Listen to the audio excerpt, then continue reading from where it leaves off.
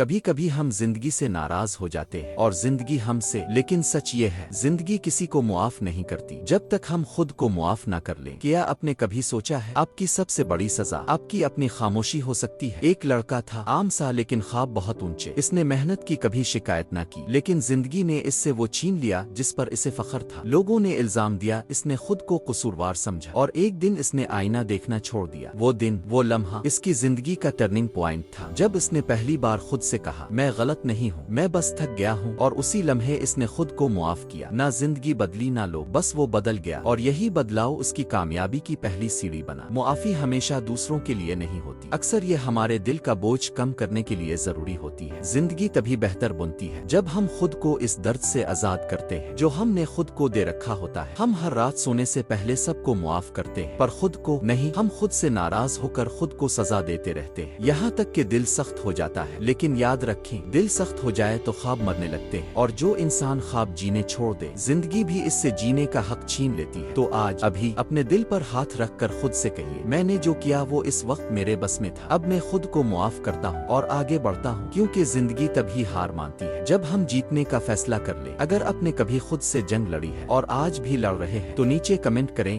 میں تیار ہوں، کیونکہ یہ ویڈیو آپ کے دل کے لیے تھی، دماغ کے لیے نہیں۔ اگر دل کو لگا ہو تو چینل کو سبسکرائب کرنا مت بھولیں، کیونکہ ہم روز ایسی ویڈیوز لاتے ہیں۔